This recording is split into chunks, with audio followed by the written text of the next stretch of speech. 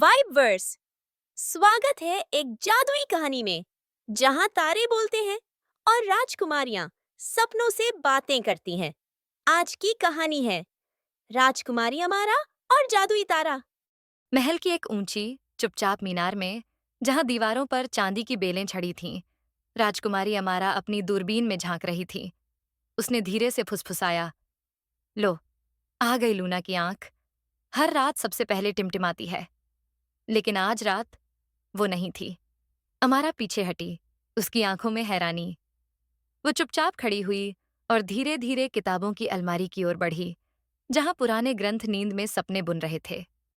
भारी लकड़ी के दरवाजे खुले और अमारा धीरे धीरे अंदर चली आई। हाथ में एक लालटेन थी, जिसकी हल्की रोशनी में किताबों के नाम चमक रहे थे।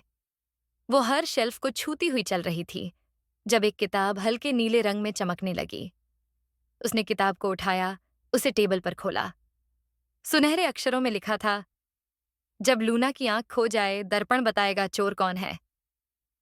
अमारा की आंखें तेज हुईं। तो फिर वहीं जाना होगा।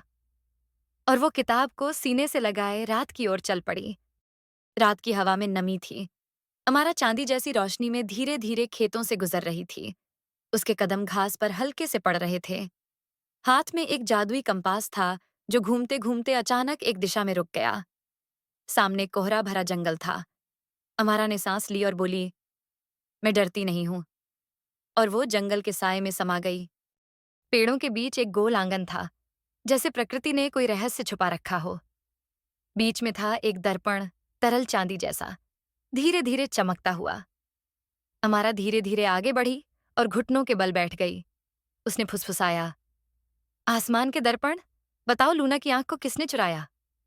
दर्पण की सतह में हलचल हुई और उसमें दिखाई दी एक छोटी बच्ची, जो चांद पर बैठी थी और उस तारे को गले लगाए थी। एक धीमी आवाज गूंज उठी, चोर नहीं, बस एक अकेली आत्मा।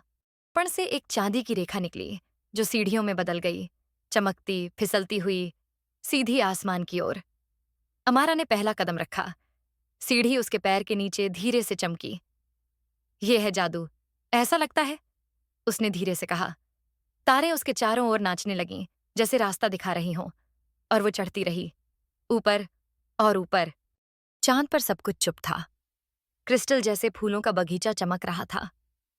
एक छोटी बच्ची पत्थर पर बैठी थी और अपनी बाहों में लूना की आंख को ऐसे पकड़े थी जैसे कोई टेडी बियर। अमारा धीरे से पास आई, मुस्कुराते हुए बोली, हेलो, तुम ही हो ना ड्रीम वार्डन। बच्ची डर के मारे पीछे हट गई। क्या क्या आप मुझसे नाराज हैं? अमारा ने सिर हिलाया, नहीं, लेकिन वो तारा लोगों को रास्ता दिखाता है। सबको उसकी जरूरत है। बच्ची की आंखें नम थीं। मैं अकेली रहती हूं, हर रात बस दूसरों के सपने देखती हूं, खुद के लिए कभी कोई सपना नहीं मिला। अमारा ने उसका हाथ थामा, मेरे साथ चलो, हमारे राज्य में एक ड्रीम वार्डन की बहुत जरूरत है।